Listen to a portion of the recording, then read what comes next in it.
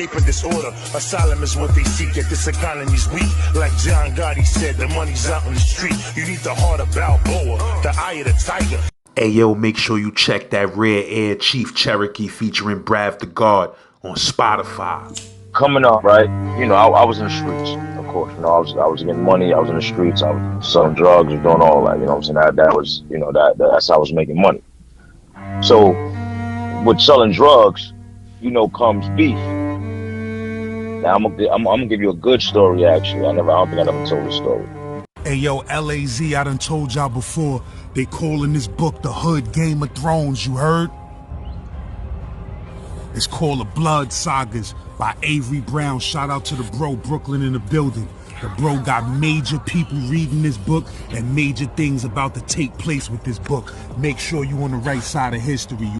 Hey yo, LAZ, after this episode, make sure you check this special commentary I got on here from the bro Scully that's up in Greenhaven right now, talking about how inmates in the jail is being mistreated. Because you know Randy, yo, let me tell you something. Randy keeps soldiers. He got about any prison he's in, he got about 25 soldiers at least. So he sent the dude to get jumped in Wendy's. So, you know, they put it on him.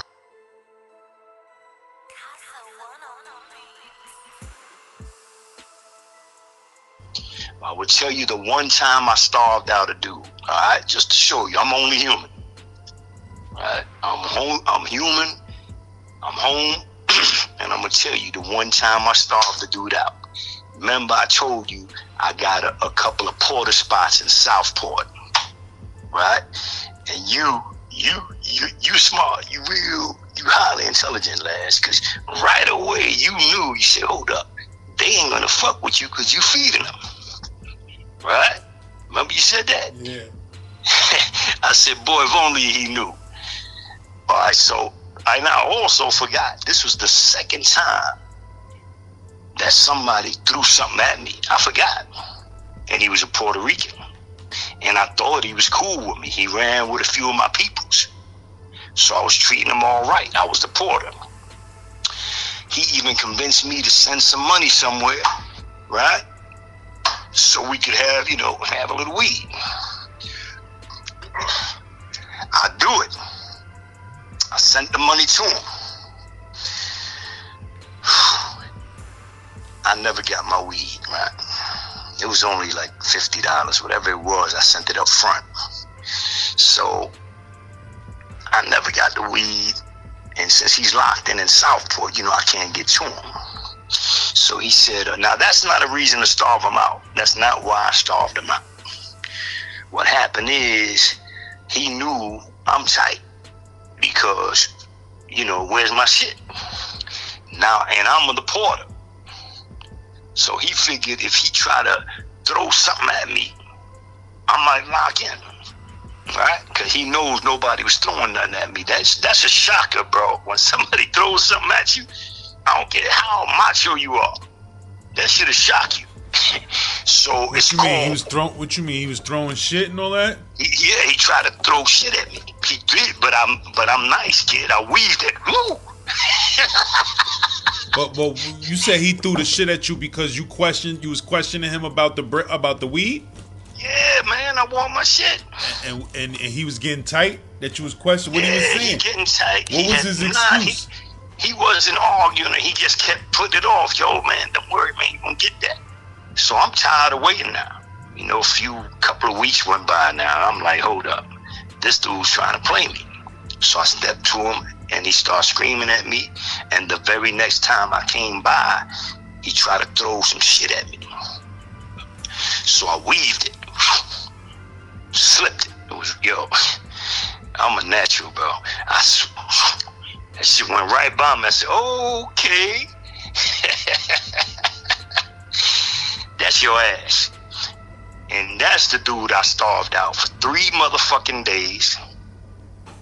Yeah, I'm admit it. I did starve one dude out in my bed. Against all my principles. So the police, they don't give a fuck. When you report a brother, they don't give a unless he tell them. He can't tell them that that's snitching. What he gonna do? Tell him, yo man, the porter ain't feeding me. that's considered snitching. You understand that, right? Now, that would be considered snitching. So he didn't do that.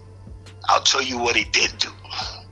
About 3 days later, when he realized I was dead serious, because I would go by and look at him and just keep going. So what you was doing when it was feet up time? You just kept it moving. He was what he was, right. He was saying shit. I'll go in front. I'll try to, because remember he throws shit. He was trying to throw shit at me. So I would go around, make sure I'm not where he don't shit the tray down. But he wasn't getting fed.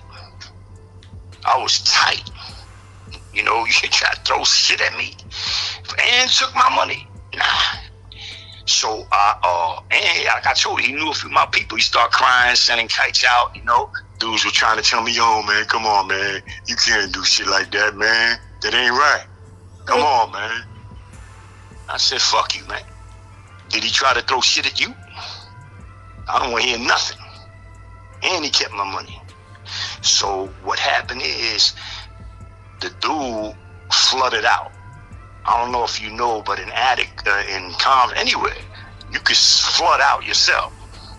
You know, you turn the toilet on, top it up, keep flushing.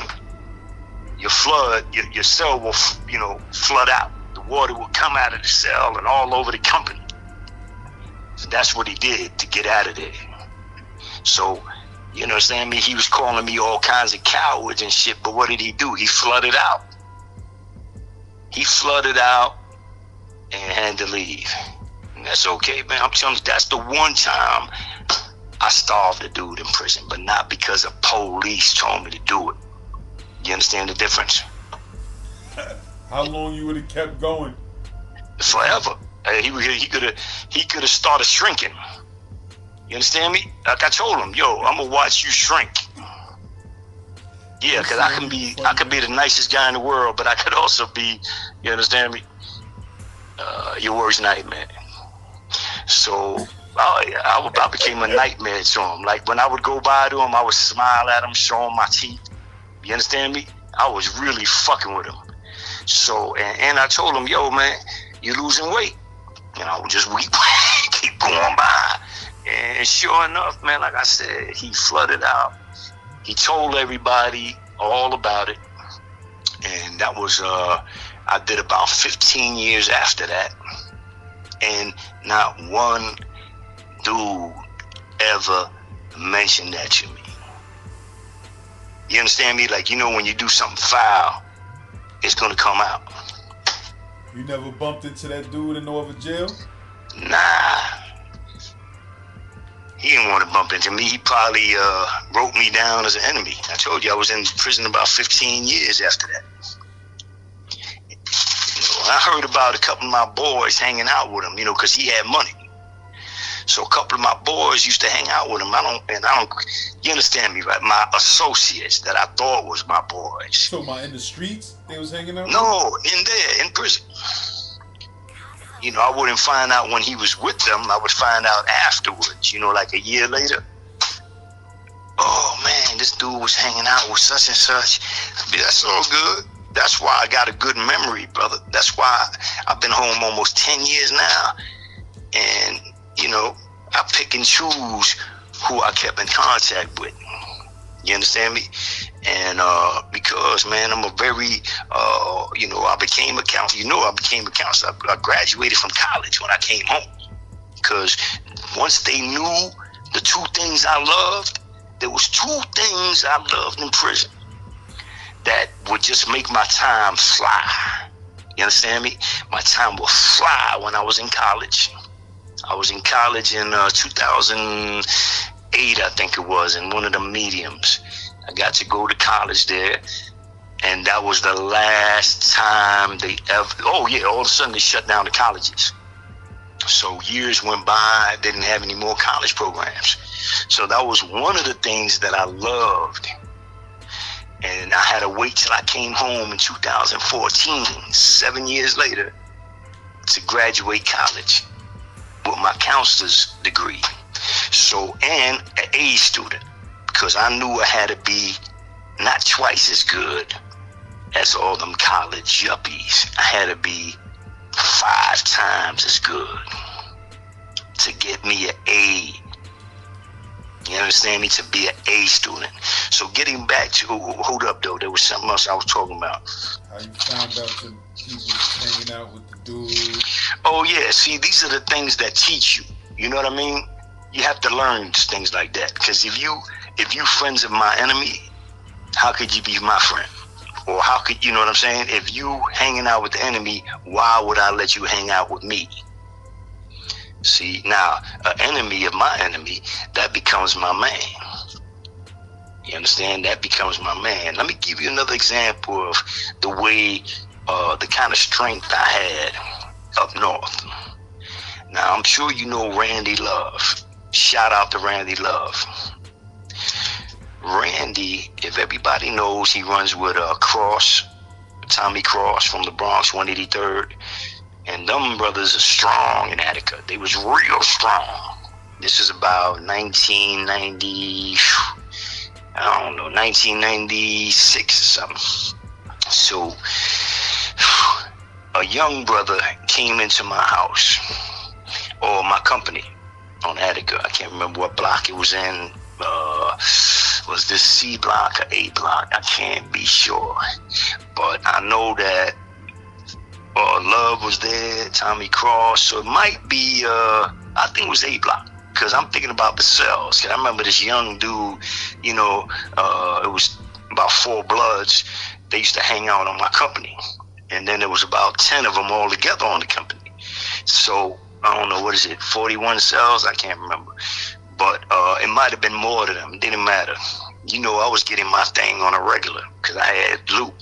You know what I'm saying? Even before 98, I still made some power moves so I could, you know, keep smoking, because I like to smoke, you know. So I used to, you know, I'm not going to talk about how I used to get it, but I will tell you this. One time I pushed on a dude, but I kept asking this dude for some trees. Man, do you know that he got so frustrated, he sent me some trees. When I got that shit, do you know that shit was in a big Ziploc bag? It was about 2 ounces. And it was Ziploc. Think about that, a Ziploc. And I kept, you know, and it didn't smell like shit or nothing. I was used to something smelling a little like caca. You get used to that, and you smoke it anyway, right? But this had no smell of nothing. So use your imagination and how he was getting that shit. I don't know. That's none of my business. I just smoked the shit of that weed. Matter of fact, Hitman is the one that gave that to me. Remember, that was around the time when he came and he got into that beef I was having. Remember, I was fighting that dude. He was on top of me. Hitman came. That was that same week that he just gave me that 2 ounces, and I was going up 5 times a day. That's why I ran out of gas when I was, you know, fighting the dude. I forgot to tell you too, because I look back at the fight. One of the main reasons I ran out of gas, and I learned from that fight, I was trying to choke him out. Remember, he's grabbing me by the waist, right, with his head down, and he's trying to flip me, right, trying to body slam me by picking up my legs. But I spread my legs out, and I was trying to put him to sleep, because I had his head in a chokehold. But like I told you, the brother was one of them MMA dudes, so he knew how to hold his neck in a certain way where I thought I was putting him to sleep, but he was just waiting for my arm to get tired. Right? That's what happened. My arm got so tired, he must have felt when it got tired, and I slacked up off the chokehold, and that's when he came with the overhand right, bam. Yeah, he's a professional, man. You know, you slip, and a professional's gonna get you. So Randy, what happened is Randy and Wendy's, and I'm gonna name. Oh, by the way, shout out to Vito Corleone. That's the kid's name. Rest in peace, my brother. The brother told me he grew up in the same buildings that I grew up in. He knew me, and he told me he was my man's man. He used to run with one of my mans named Dave. So he came and he was riding me kites because he got on my company. He just came from Wendy's. So he wrote me, let me know, yo, man, what's up? I grew up with you. I watched you. You was older, blah, blah, blah. I'm such and such man. And, you know, I need to tell you what's going on, because if you're going to walk with me in the yard, you need to know what's going on, because he ain't no coward. You understand me? Vito was no coward. But he had to let me know what's going on, because I already took him under my wing. You understand me? So he told me that Love had a few soldiers that jumped him, because, you know, Randy, yo, let me tell you something. Randy keeps soldiers. He got about any prison he's in, he got about 25 soldiers at least. So he sent the dude to get jumped in Wendy's. So, you know, they put it on him, because the dude had done something to one of his mans. Something, I don't know what happened. But, you know, whatever it was, he was letting me know, because he knows Randy's real strong. Randy stays strong wherever he goes. So lucky, or I don't want to say lucky, the blessings was that I had been with Randy and CMC for about, I don't know, 6 months, whatever it was, and we got super airtight. And he knew the way I was moving. So what happened is, when the brother told me that, Vito Corleone, I told him don't you worry about a thing. So I told him, don't worry about nothing. I'm going to take care of this. I said, matter of fact, do me a solid and stay in. Right? Let me go out to wreck by myself. You stay in. I'm going to let you know what happens when I come back. So I goes out the yard, and like I told you, me and Randy, we already tight. You understand me? So, first of all, this is what happened. Like I told you, about 10 Bloods, they try to push up on me, on that company. I'm not going to lie. One of them was brave enough to send me a kite and tell me, yo, let me get a bone, let me get a joint. I want to watch the football game. I'm like, the fuck I care about a football game, in my mind. I'm like, man, I don't give a fuck about you want to watch a football game high. You got money? So when I wrote him back, I said, yo, man, you got money? Period. And I guess that got him mad enough that he started, he went outside and he talked to Randy, he talked to Cross, and I don't know what they told him, man, but he never looked at me again. You understand me? He never asked me for nothing, and he always treated me with big respect after that. So I goes to Randy. What's up, Randy? Bye. We talking about. I said, look, man, Vito's here. He, Randy looked at me like he getting ready. I gotta kill him, right? Gotta do something to this kid. So I said, look, Randy, the brother, he was a junior, but he grew up in my same projects, and he's also my man's man, right? So, you know how I am, Randy. Anything happens to him, it gotta happen to me. So, what we gonna do, brother? I'm asking you to let this shit go. I've dealt with the brother. He's a humble brother. I know he's not gonna try to move on you on a snake. He's definitely not gonna cross me like that. But I need this from you, Randy. Randy didn't even take a whole minute to tell me, Duran, you my brother, man. Whatever you say. And I swear to you, Randy deaded that beef, and it was a big beef. So that's just telling you the kind of, and Vito Corleone, by the way, was another black brother. So picture this. I don't know how many dudes been to Attica, but it's pretty racial.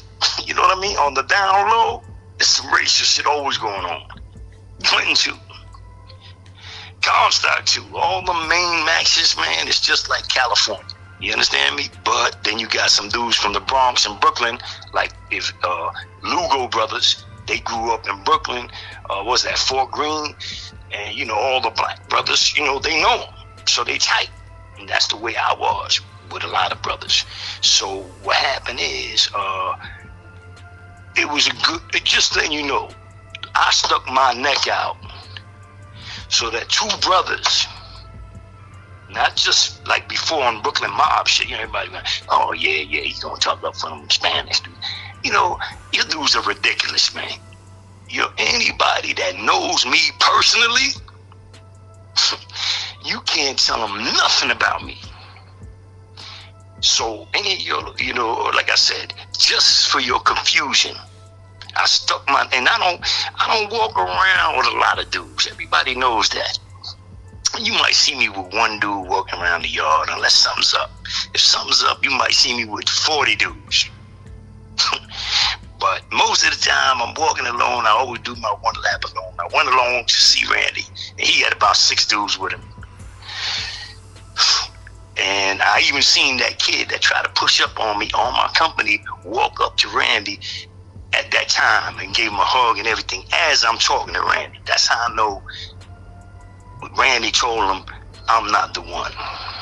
So, just like I said, man, that's the type of dude that is very rare, a dude like me, that's especially in prison, gonna go step to one brother to squash a brief that he has with another brother that I just met. I just met him. He wasn't even there a few days. I just took it on face value because he said he grew up in my project. He mentioned my man, and on face value, the way I caught his, because I'm real, you know, like I said, you become a body language expert. And to me, the brother was extremely humble, and he was telling me the truth. He didn't want the beef with Randy. I wasn't going to let him go out there and get slayed. So if I was that racist, y'all keep trying to invent without even knowing me, why would I do that? That's hustling backwards. That was from, he was saying he was from Bronx River? No, Stevenson Commons projects in the Bronx, Soundview area.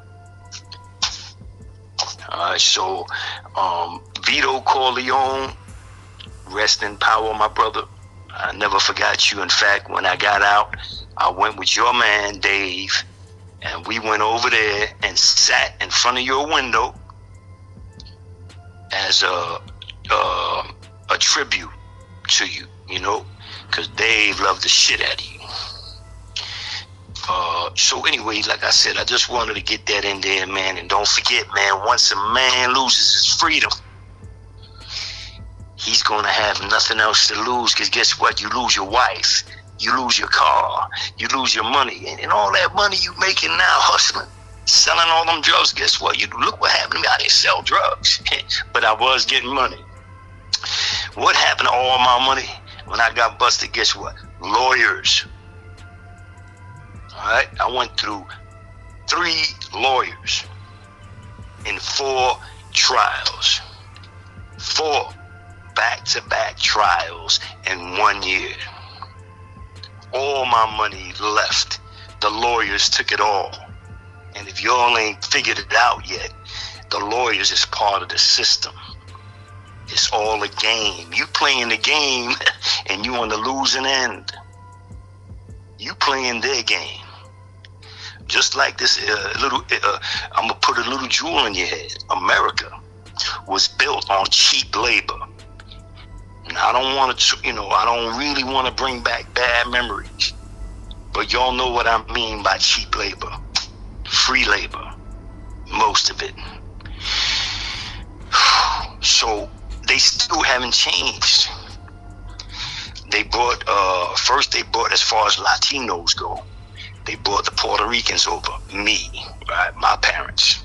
They brought us, my grandmother. My grandmother came, she lived on Fox Avenue in the South Bronx with 2 little girls. Imagine that, in the 70s, 60s to 70s. So, what happened is once the Puerto Ricans started realizing, hold up, we're not even making minimum wage. What they do, they recruited the next set of immigrants. I'm not going to mention which immigrants they brought in. People get offended. But just like they brought in them immigrants, once them immigrants found out that they wasn't making a minimum wage, do you know that I know a lot because I got a house. I got gardeners that come over. You know they won't work for less than $100 a day. Because once they realize what minimum wage means, the whole attitude and spectrum of hard labor goes out the window. Now brothers want to get paid what they're worth. So what do? Open the borders. Let in about 10 million. We'll be able to keep up our cheap labor operations. See, because remember, if they could get you to work for cheap labor, how much money are they saving? So that's how America was built, and that's what we're going through right now as they opening up the borders, because they need some more cheap labor. And as soon as the new immigrants get hip to the game, 2 years from now, what they gonna do? They're gonna open up the border again. That's just the game. That's why prison is the modern day plantation. Because what do? You make license plates, you make core craft. And how much do you make? $6 a week? And if you're lucky, you might make 11. The most I made was in the law library. That was about $12 or $13 a week. So, I had to make my money on the side, right? Doing cases for dues, charging dues. I always did free shit. That's what I love about, how do you say, my background. My background, I always had principles and morals. So even though I made thousands of dollars doing legal work, because that was one of my hustles, I also made sure to do free pro bono work for dudes that didn't have no money. Many Dominicans. Because when I was in there, a lot of Dominicans didn't speak English. Until, I was in there for 15, 20 years. Then they was different. They started speaking English, stuff like that. Cubanos, a lot of them didn't speak English. And let me give a shout out to the Cubanos. I forgot. In Clinton, the Cubanos was feared. They was up there. It was just like the Macheteros, the Rounders, the Cubanos, and of course, there's always brothers, the 5%ers in Clinton. Major threat. That's why it was a big respect thing going on in Clinton. The Spanish brothers, they wasn't hitting no black brothers unless they wanted to start a war. The black brothers wasn't hitting no Latinos unless they wanted to start a major war. That was unity. I don't know how it's going now. I've been home 10 years.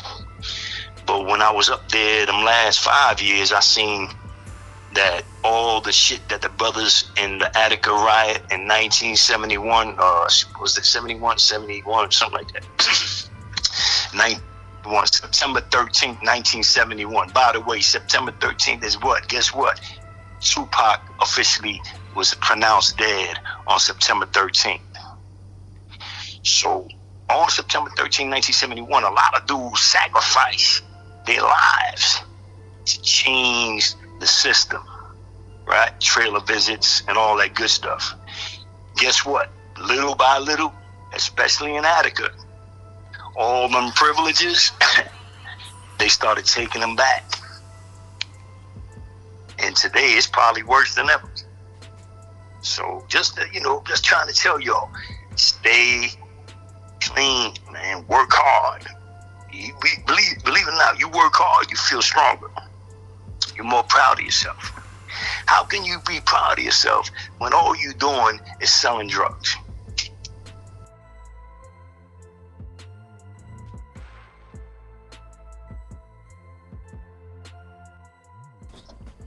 good, bro? What's going on? What's good, my brother? Ain't nothing, man. My name's Scully, man. My son had told me you had like the joint, and basically I'm trying to just expose this shit to what's going on in here, man. And I need help. You know? Yeah, I mean, I got the recorder rolling, man. Let me know what's going on in there. Yeah, so basically, more or less, it's just like, you know, like they just be violent. Like right now, after that lockdown shit, after they did all that bullshit, I'm in B block. So for the most part, like now they giving us, we supposed to get like 2 hours of break. They giving us a half an hour and 20 minutes, or a half an hour in the morning and maybe 20 minutes at night. You know what I'm saying? And then the captain block, he fired everybody from their jobs. Like everybody worked in the mess hall and in the storehouse. So he fired everybody. And then yesterday he bragging about it like, yo, he's the first one to fire 220 black people. And then he's sitting there talking about, I asked him, I said, yo, what's up with our job? Like, what did we do? Because I worked in the storehouse. So he more or less like, yo, yeah, y'all just are guilty by association. So we like, what did we do? Did you write somebody up? They ain't like get tickets. Nobody got tickets, nothing. He just wanted to fire people because he ain't like that block. Because when he was walking past, everybody was asking him like, yo, you the captain of the jail. We need help. You know what I'm saying? They not feeding us. They not doing this. And he kept walking. So people start cursing him out. It's like after 13 days of not eating, after being locked in for 13 days and then going 3 or 4 days without eating, the whole 13 days with no hot water, no nothing, it's like, what else do you want somebody to do? And then my son was telling me in the comments, people were saying, yo, there's cameras in there. There's cameras in here, but them cameras only work for them. So like if somebody get cut in the yard, then they go back and play the cameras. Like, oh shit, person got cut. So let's get the camera so we can point out who did it. The cameras don't work for us. If you get a ticket and you be like, yo, the CO did this, and you pull for that camera, they go, oh, that shit don't work. We don't know where the videotape at. That happened with me more than once, in here and in Clinton. You know what I'm saying? So none of that shit works for us. So they get away with everything. And then you have certain COs coming to me like, yo, your joint went viral. Yo, we mad. Da-da-da-da. One lady said to me, I said, yo, what's going on with the package? Oh, go ask Channel 5 News. You mad? You shouldn't be mad. If you're not in here beating people's ass or putting knives in people's cells and doing foul shit, then that don't apply to you. I was taught as a young kid, if it don't apply, let it fly. You heard? But it's obvious she was one of the ones that was with all the bullshit. You understand? And I just feel like people need to know. Then they talking about, yo, you got a year left. You got 15 months left or 8 months left. We all in the max. Why are we still in the max? We supposed to be in the medium getting ourselves prepared for the streets. We can't get ourselves prepared for the streets if we stuck in the cell for 23 hours a day. How you getting prepared for the streets? And then when you come home and you bugging or you on a different time and you not moving like everybody else because they didn't prepare you for the streets. They don't prepare you for the streets. They lock you in the cell. The first thing they do when they come back from jail, lock in, lock in, lock in. That's all they say all day is lock in. I got 15 months to come home. I'm still in the max. Why I'm not in the medium? So I can move around and get ready for the world, so I can know how the world gonna be, so I can know how I feel to walk to work or take the bus to work or do whatever I gotta do for when I get home. They don't care about none of that. All they care about is lock in and violating us, taking our shit, taking stuff that we entitled to have. They don't follow no rules. They got a whole bunch of rules. They don't follow none of them. But they want us to follow every rule, every single rule down to the T. I just feel like that shit ain't right, and the world need to know that people saying, yo, you in jail, you did this. Whatever, I'm doing my time like a G. But at the same time, don't point the finger at me when you're doing everything foul. And then you saying, yo, I'm a correctional officer and I stand up to this, when that's not what you're doing. You're not doing none of that. You're doing criminal shit. You ain't beating people's ass. That's a criminal. If 3 or 4 people jump one person in the street, that's some criminal shit. That's criminal shit. So don't act like you're an upline citizen when you're not. When you're not, you in here stealing or whatever you're doing, that's criminal shit. You're a criminal. So don't walk around and try to act like you better than me because you got this job and you doing sneak shit. That's not right, man. I just feel like the whole world need to know what's going on here. But what happened? Something happened in Green Haven that made them lock y'all down like that? Well, yeah. CO fucking was in E block, right? That's a block in here. So we go by the block E, B, C, whatever. So now the CO was in E block. The DCO was telling the inmate to lock in. So, you know, he tried his bullshit, you know, like some of them do. He tried to push the guy in the cell. So the guy like, yo, what you doing? Why you putting your hands on me? He pushed him again. And when he pushed him for that second time, they started scrapping. The inmate got the best of him. And when he got the best of him, it was over. He beat him up, boom, boom, boom, washed him, I'm saying, and then after he beat him up, he helped him up. He was walking him to the shit. And then another officer came up the stairs and saw him, like, oh shit, what happened? And pulled the pin. So they came, they got him. And then after that, a couple other regular jail shit happened. And then they made it seem like we was trying to take the jail over. That's what they told the news people. Oh, they trying to take the jail over. Wasn't nobody trying to take the jail over. He pushed that man. Everybody don't got 16 months to go home. Everybody don't got a year to go home. Some people got 50 to life. So when you put your hands on them, they gonna fuck you up.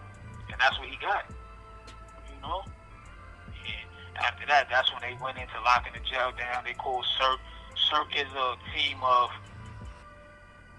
COs from every different jail. And when it's a problem in the jail, they go to jails and just go in there and violate. Basically, they just go in there and beat people ass. They did the same shit, same mad people in St. She just got beat up and got lawsuits and stuff, and then they came here and did the same thing.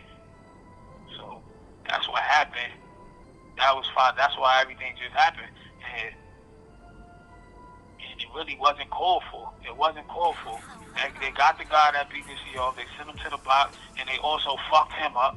So at the end of the day, what's the purpose of fucking doing all this shit to us? You know? And then they sitting here, and I'm not shooting at nobody, but people say Black Lives Matter, right? And I'm with that. But why my black life don't matter because I'm in jail? Nah, my life still matters. I want to come home and change and do the things I got to do. But just because I'm in here, that don't make me the worst person in the world. I made a mistake in life. No matter if I made it once or twice, I made a mistake. You know? So, yeah, no matter what, dudes got human rights. You feel what I'm saying? We talking human right issues. Yeah, and these jails, you really don't get them. It's hard to really get that. Only certain jails you may get that. And this jail ain't one of them. You know? And ever since my post went viral, you know, they come and they saying slick shit, but the one that's not on that type of time, they saying like, you know, you did what you feel you needed to do. They don't feel no type of way. The other ones that doing piece of shit, they come and they saying shit, you know, they came and searched my cell at 6:30 in the morning. You know, it is what it is. Like I said, I don't got no drugs in my cell. I don't have no weapons in my cell. I don't got no phones in my cell. I don't got nothing in my cell I ain't supposed to have. So if I'm in the box or something, that's something they did. Because I don't do none of that. You know? So I just want to expose these motherfuckers, and people need to know. Because they always make us look like we the bad guys. And they the bad guys, and they ain't here doing the foul shit. We stuck in here getting treated like shit. Nigga fired a whole 220 people. He not even supposed to do that. And they own directives and they own paperwork. He's not supposed to be allowed to do that. But he feel like he King Kong, so he can do that. Now we don't got no program. We don't got no job. He don't want nothing going in and out of this block. And it's like, for what? Everybody else, the whole other jail is getting 2 hours of rec except for us. So, you know, this shit is just, it's fucked up. So they just got y'all locked in the cell 24 hours a day. They giving y'all that hour rec. They giving y'all. Yeah, we get an hour. We get a half an hour in the morning and half an hour at night, depending on how they feeling. It might be a half an hour or 20, 25 minutes or 20. It depends. It's all up to them, you know. And then in this block, the block I'm in, like I said, I'm in B block. They even split the rec. The rest of the blocks go to rec together, so they could get extra, like they little 2 hours. He got this block split off, you know, so he got it split off for like 3, 4, 5 go to rec together, and then the other side go to rec together, so that's like 1, 2, and 3 like that. So, and we the only ones that he's running like that. So it's basically like we still on lockdown. We getting ran basically like how we still on lockdown. When you come off lockdown, that's how they run the block until everything go back to normal. You know what I'm saying? But now, being that the captain don't like this block, he's running it like this. He's saying, yo, fuck that. This is how y'all gonna be ran. And I don't like y'all. So, shit is just weird, bro. It's weird. Like I said, we shouldn't have the dudes that's in these blocks and in these maxes. We shouldn't even be in these maxes. We supposed to be in mediums. People staying out of trouble, no tickets, no fights, no cuttings, no nothing. People about to go home. Why we still in maxes? They still got us here suffering 23 hours a day, but then they say they preparing us for the streets. How? Where? How you preparing me for the streets? I'm in the cell 23 hours a day. How are you preparing me for the streets? Who stays in the room, locked in a room for 23 hours a day in the streets? How long they ain't been sending nobody to no mediums? I would say, like, they send them to the mediums, but it's like one or two. Like, they might grab one or two people, like, out the whole jail. Like, one or two. Like, basically, being that the maxes is not full like that no more, and people are not coming to jail like they used to, they think is keep a lot of people on the maxes so these jails won't close down. Like, if they kick half of the people in the max, like, especially in this jail that's medium status, it wouldn't really be nobody in this jail. So then they would have to start thinking about closing it down. But being that they don't want to close the jail down, let's keep everybody in there that's medium status. So now the jail stays open, the jail stays running, the COs still get paid, you know what I'm saying? And they good. But if you do a real check and check how many people in here that's ready for medium status, ready to go home, you'll be like, damn, that's a lot of people. Why the fuck are they still in that jail? To keep the jail open. Well, all these jails, when you look at these maxes, especially these maxes, the maxes, they numbers is dropping. All the numbers is dropping in the maxes. Because people ain't coming to jail like they used to. People getting out and staying out. And the people that are coming to jail, it's a little bit, and they going to meet. They short. They ain't doing a lot of time. They coming to jail with 8 months, a year, some bullshit. A lot of people, these shits ain't packed like they used to be in the 80s, early 90s. I'm saying the early 2000s, not like that no more. Not like that. Everything is getting low. So now that shit is fucking they shit up. No? Yeah, that's wild business. But yeah, bro, I got a YouTube channel and shit where dudes be telling jail stories and stuff on my channel. It was a pretty big channel, man. So I'll put this audio on something and get the word out there. Yeah, definitely. And then if anything, just tag my son, and I'm gonna do something else, and then so I can let them know that I went on your joint, and kind of, cause I'm trying to, like I said, I'm trying to expose this shit, B, cause this shit needs to stop happening, B. Like you said, we got human rights, B, and the way they treat us is like we don't got no rights, man. It's like they do whatever they want.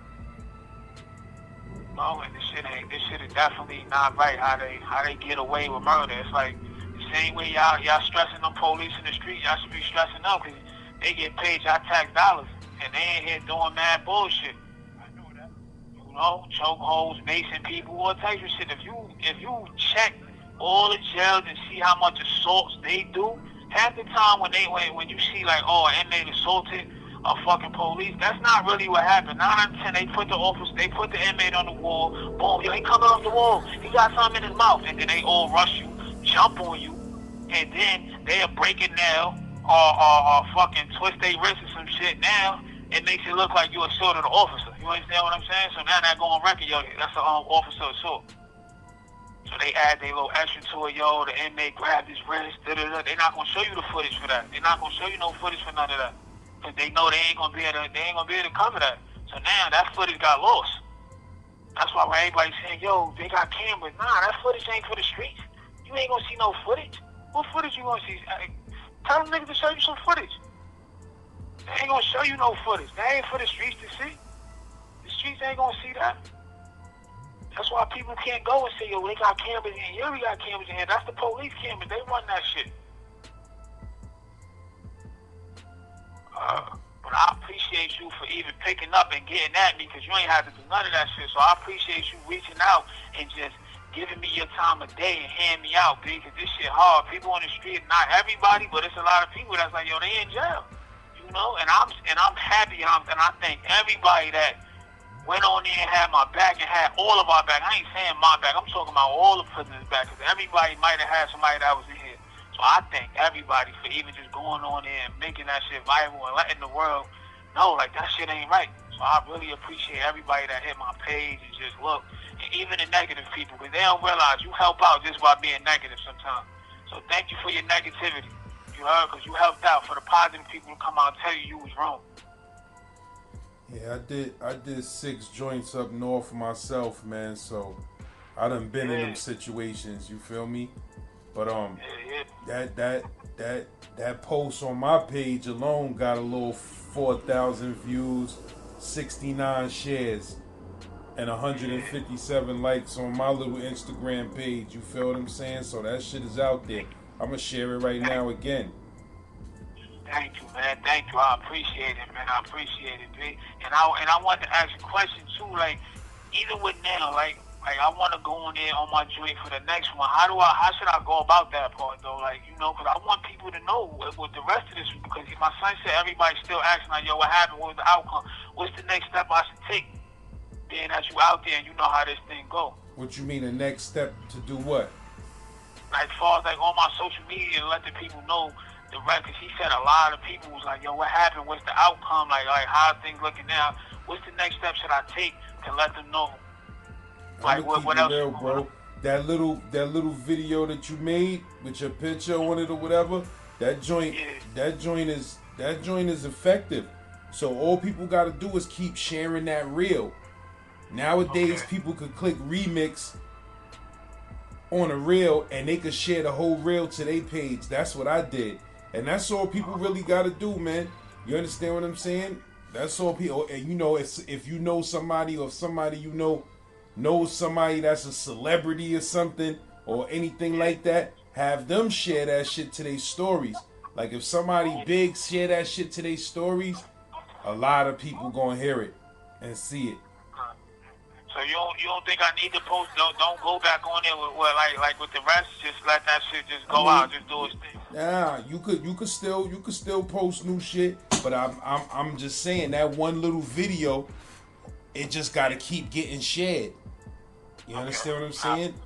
Gotta just keep getting shared and different people getting different people to share that shit to their stories, and it's gonna keep going viral and it's gonna get out there, and eventually dudes ain't gonna be able to get away with too much because the word is gonna be out there on social media too much. Yeah, happy. So we gotta pass the phone because we only got a half an hour out here, so I gotta pass the jack. But I wanna let you know, thank you, man. I appreciate it. And like I said, I'm short, man. So if it's possible, I want to keep in contact so I can reach out to you. So hopefully we can link up. And you know what I'm saying? No doubt. I tell jail stories on this channel, bro. So you know, if you got a jail story or street story that you wanna share, you know, holler back at me and we get it in. Alright, copy. Yeah, I definitely got some fire shit that I can tell you that, especially from in here and out there. So we definitely gonna chop it up. Alright, so we gotta do that. So let me let the next brother get on the phone because we got like 10 more minutes. All right. So, alright, thank you, bro. And this is my son's number right here. Alright, one. All right, Yo, bro. Daddy, tomorrow. Appreciate you. Alright, Dad. The caller has hung up. Peace.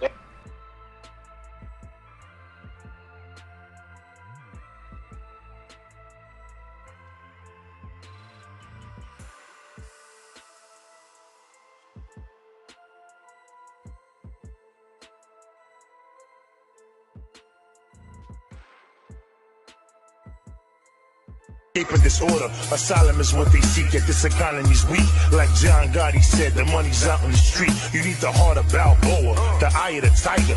Hey yo, make sure you check that Rare Air Chief Cherokee featuring Brav the God on Spotify. Coming up, right? You know, I was in the streets, of course. You know, I was getting money. I was in the streets. I was selling drugs and doing all that. You know what I'm saying? That was, you know, that's how I was making money. So, with selling drugs, you know, comes beef. Now I'm gonna give you a good story. Actually, I don't think I ever told the story. Hey yo, LAZ, I done told y'all before, they calling this book The Hood Game of Thrones, you heard? It's called The Blood Sagas by Avery Brown. Shout out to the bro, Brooklyn in the building. The bro got major people reading this book and major things about to take place with this book. Make sure you on the right side of history, you heard?